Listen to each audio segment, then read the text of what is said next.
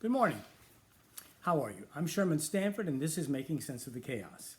It's Monday, a new week, and as our custom is on Mondays, we recap the 8 fundamental principles for viewing the world through God's eyes. So we'll start with principle number 1. That is, that God created the cosmos for His glory, not for the glory of mankind. Number 2, the jewel of creation is mankind. 3, although in no sense the author of evil, God, as the sovereign creator of heaven and earth, and the one who has a plan from the beginning to the end of time, ordained Adam's fall. And that is necessarily true, or we have to admit that God doesn't have a single unified plan, that His plan is subject to constant amendment, alteration by the independent actions of men over whom He has no control, and He's just constantly scrambling to make things work out reasonably well. Frankly, that's a horrifying picture of God. Is that the same God who told us in Romans 8:28, all things work together for good to those who love the Lord and are called according to His purposes? Really? How is the God behind Romans 8:28 going to assure that promise to all of His children if He's not in charge of every detail? For you engineers out there, not choo-choo engineers, but slide rule engineers, although I don't think they use slide rules any longer with computers as effective and available as they are. But as an engineer, you would certainly know that you cannot design a system and predict its outcome unless you can control every factor within the system.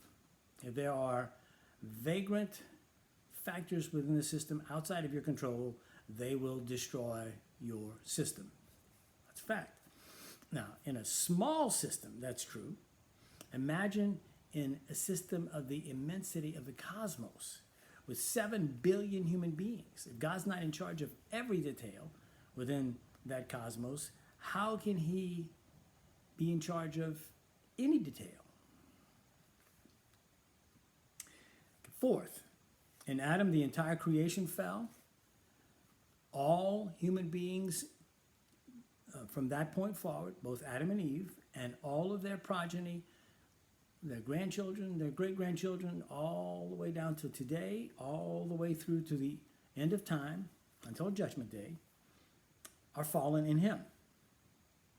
Now, out of that fallen mass of humanity, God has chosen a people for Himself. And these are known as the seed of the serpent, which leads us to the 5th point. As a result of the fall, God has pronounced a curse between the seed of the woman, all of those in Christ, the children of God, and the seed of the serpent, the children of Satan. Now, we not only know it from this passage, but it appears over and over again throughout Scripture. One example is in John 8, at I think verse 49, where Jesus refers to Pharisees to whom He is speaking as children of their father, Satan. He denies that they're children of God. Okay? Well, that certainly is quite in keeping with what we find here in Genesis 3:15. Now, this is known as the great antithesis, which brings us to the 6th point. After the fall, all human interactions, all social interactions throughout time, which means all of history, is an outworking of the enmity between the seed of the woman and the seed of the serpent. It affects everything that you think, say, and do with anybody all day long, every day, all of your life. Either the people you're dealing with are members of the same group you are, or they're not. And how you deal with them should be determined by which group they belong to. You're not allowed by God to regard these two groups indiscriminately. You are supposed to discriminate. Ah, really? Yes. Yes. And the people today who are teaching you, or trying to teach you, that all of humanity is one, that there is no difference, we're not supposed to discriminate at all on any basis, they're trying to make you ignore this. Now, does discrimination mean unfairness? Well, of course not. Of course not. If you discriminate in favor of your children over your neighbor's children, are you unfair to your neighbor's children? No, no. Your children are your obligation. His children are his obligation. And so if you discriminated in favor of your neighbor's children over your own children, then you would be unfair. Or even if you fail to discriminate in favor of your children over your neighbor's children, you would be unfair, because you have an obligation to discriminate in favor of your children. You have an obligation to discriminate in favor of the seed of the woman if you are a Christian. And if you fail to do so, then you sin. Does that mean you're to treat the other people badly? No, you're to love them. But you don't love them the same way that you love the seed of the woman. You love them by bringing the truth to them, by telling them the truth, all of the truth, not only the gospel, but you need to tell them. I mean, the gospel has to start. If you're going to tell somebody that Jesus saves men from their sins, if they don't know what sin is, and if they're unaware that they're sinning, what are you telling them they need to be saved from? If they think they're perfectly good and they have a right to do whatever they want, then telling them that Jesus is going to save you from being perfectly good and doing whatever you want hardly sounds like salvation at all to them, right? So you have to explain everything. But you can't act as if they're just like you, reconciled to God, because they're not. All right? They hate you and want to kill you. That's the nature of their enmity. The seed of the serpent desires to crush the head of the seed of the woman. That's what we find in Genesis 3:15. And the seed of the serpent desires will bruise the heel of the seed of the woman, and the seed of the woman is to crush the head of the seed of the serpent. Well, what is the head? Well, it's the leadership. Leadership comes from thinking. We have to destroy all the ideas of the seed of the serpent. We can't allow them to bring their ideas into the world freely. We can't do that. All right. Seventh, the unregenerate, the seed of the serpent, are without excuse. When they deny that God exists, they are suppressing the truth that they know in unrighteousness. That's what Paul tells us in Romans 1. And that suppression of the truth is a guilty suppression. They're culpable for what they're doing. It's not innocent. And lastly, eighth, the word of the cross is foolishness, moronic, to those who are perishing, the seed of the serpent. But to us, the seed of the woman, who are being saved, it is the power of God. And that's from 1 Corinthians chapter 1, verse 18. Paul wrote that. Okay, we're talking about the end times, the last things. And specifically, we're talking about how dispensational premillennialism arose. What was the historical ferment out of which it arose? And I was explaining on Saturday that following the Reformation, you had the growth of the Enlightenment, which was characterized by rationalistic thinking. Rationalistic thinking is believing that man's mind, his rational ability, is the source of truth for man, without regard to God and what he has said. Now, that rationalism, of course, is in direct contradiction to God's existence and God's claims of being the source of all truth. And so, as rationalism is growing, you have to understand it's growing because commitment to God and his word as all truth is dying.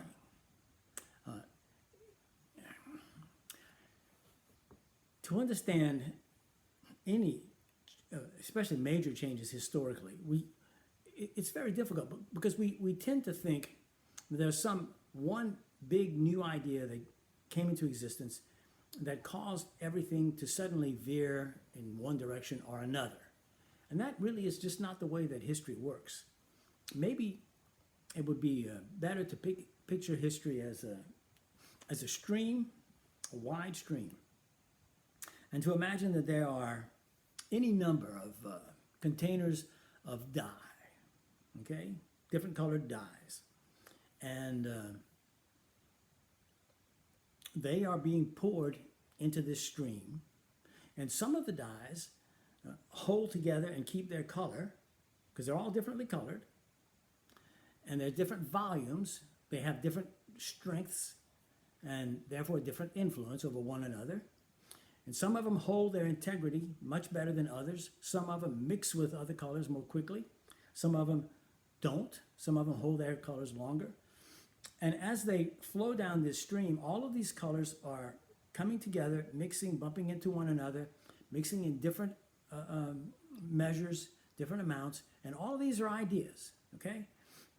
And when critical mass is reached to where a certain general tint, a certain general color, that is to say a certain general idea, begins to gain force, then it veers history in one direction or another.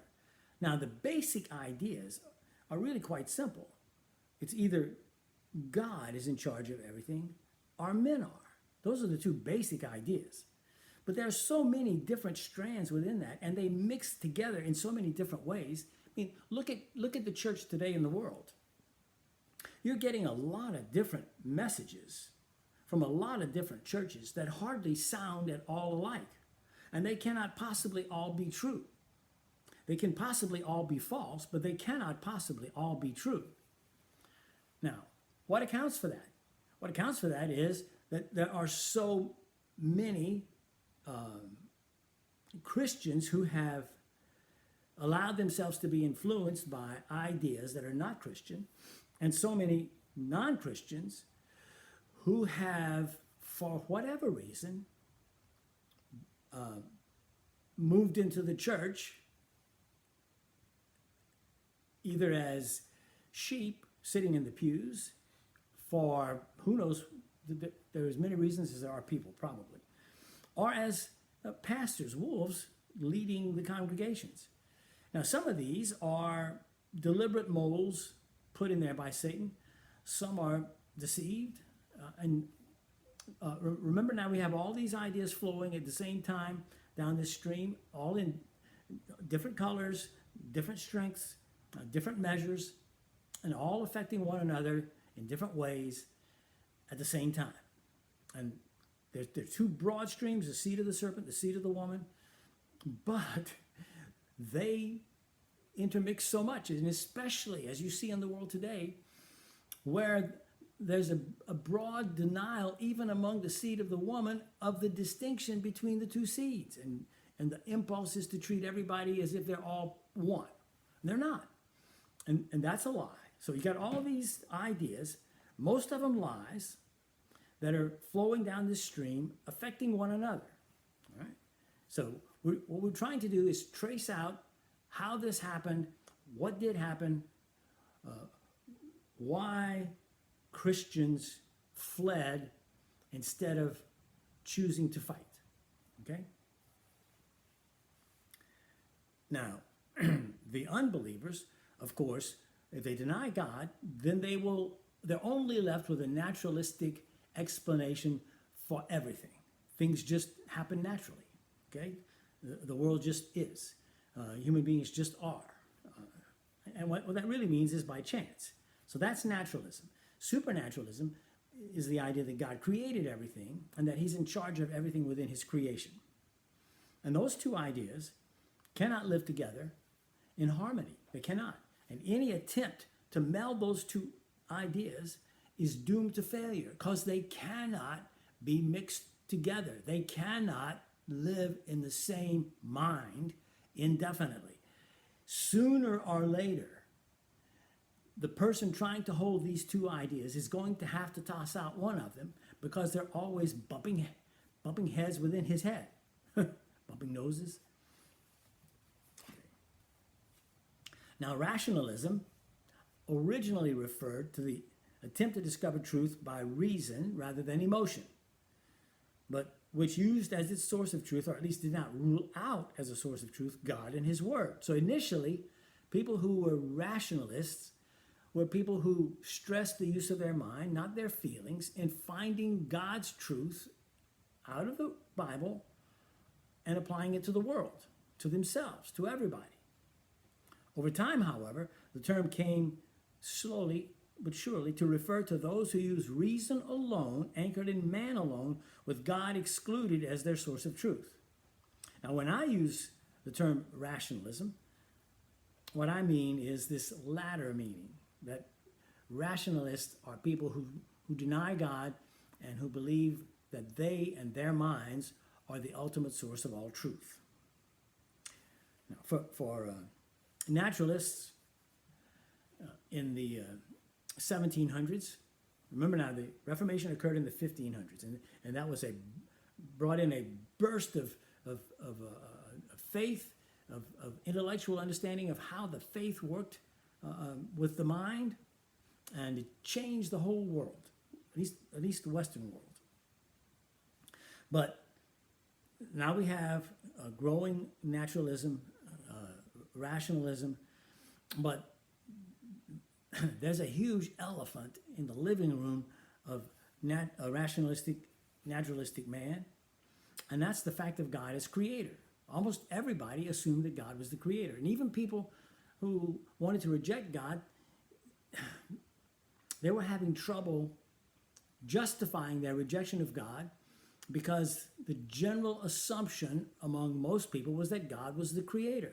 Now, if he's the creator, you understand that that means he has the right to dictate how we live our lives. That when he gives a commandment, it's not a suggestion. It's a commandment because he has ownership rights over his entire creation, which includes every human being. Now, to deny his ownership rights over the minds of rebels, they have to somehow find a way to deny his existence as creator. Well, their little naturalistic system was rescued for them. Mighty Mouse came to the rescue. And Mighty Mouse, his name was Charles Darwin. Yeah. He wrote a book called On the Origin of Species, which was published in 1859. Now, the truth is, he had written that book, or most of it. Now, he kept fine-tuning it about 25 years earlier. But he was a naturally timid man, and he was scared to death to publish it because he knew that the climate, or he feared, that the climate was not amenable to acceptance of his thesis, which essentially smart men were going to figure out right away that if evolution exists, and if it's based on chance and time operating on matter, then God has no place in that. And he thought that he would be ostracized and vilified and treated as a scurrilous rat he really was. So he waited. Now, this would have been from the 1830s until 1859. By 1859, he believed that the time was ripe. So he published his book. Now, not only did he see that the world was moving in a rationalistic, anti-supernatural direction, but church leaders could see that as well. And the church was, you also had the rationalistic movement in Germany among theologians with the development of higher criticism. Now, the assumptions of higher criticism were all anti-supernatural. And the German educational system was the most advanced educational system in the Western world. And so Englishmen and Frenchmen and Americans, they all accorded a higher stamp of authentication to anyone coming out of a German university than they did to anyone else. And of course, the brightest Englishmen, Frenchmen, Swedes, Norwegians, Americans, they went to study in German universities. But these German universities, and particularly the seminaries, and in the universities where theology was taught, and theology was taught at that time in all the universities. It was a major portion of every university. But these theology departments were teaching an anti-supernatural theology. They were teaching higher criticism. They were teaching that, in fact, they were teaching a sort of evolutionary doctrine of ideas within the religious sector of human thought. Okay? So you have that going on, and because most of the brightest students in the Western world were going to German universities, they were being influenced by those ideas, and they were bringing those back to their local churches. And so denominations began falling away,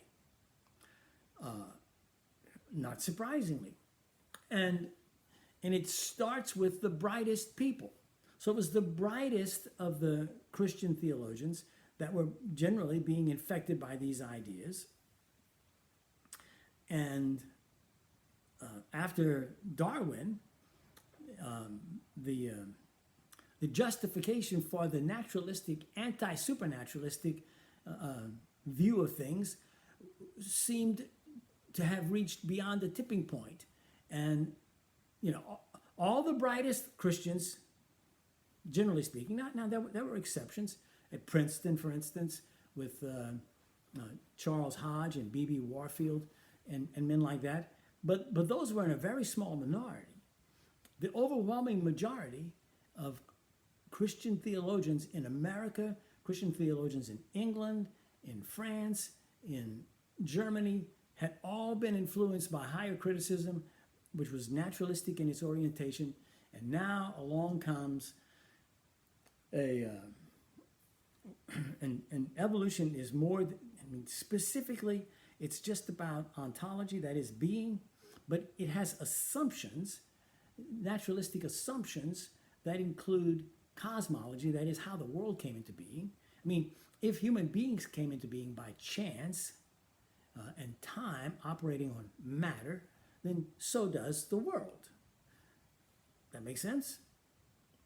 And even though Darwin did not specifically articulate those ideas, they were generally understood as part of the intellectual underpinning of his ideas. So anyway, you got all the brightest people, the best and the brightest, all the best and the brightest are fleeing away from traditional Orthodox Christianity. And now you have a pocket of Reformed theologians in Princeton and a few places like that. But the mass of remaining Christians who want to be faithful are what are called fundamentalists. And I'm not trying to suggest that they were not smart, but they were not the most intellectual group among Christians. I mean, God gives different gifts to everybody. And most pastors are given pastoral gifts. They're not given the gifts that are required for becoming great theologians. They generally aren't. They don't have the depth of curiosity about theological questions, and they have much more hearts that seek to serve the wounded and the hurting, the lost, and so they're involved in ministries of mercy and charity. But the ones who are supposed to be forming the framework for Christian thought, they've all fled. They're gone. Okay? And so what's left? Well, basically the sheep. And the sheep are lacking pastors, shepherds. And here come the wolves. And it's a pack of wolves, a big pack of wolves. Well, what are they supposed to do? Well, they try to fight, but basically they run. Okay? And we're going to talk about how they ran. Anyway, Charles Darwin, interesting man.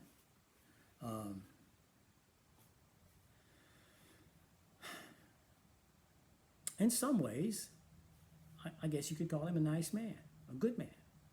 But the pernicious effect of his teachings. But he wasn't the originator of anything. He was just the one who was at the right place at the right time. In fact, what he came to call evolutionism was really just a change of name from what his own grandfather was. He was a transmutationist, which meant the same thing. So when Darwin took off on his ship to find evidence, he wasn't just looking for whatever. Whatever came to mind, to hand, he was going to just find it. Then he was going to sort it out and figure out what it all meant. No. He left England with the idea of proving evolution. And not surprisingly, all of the evidence that he considered from an evolutionist perspective. Okay?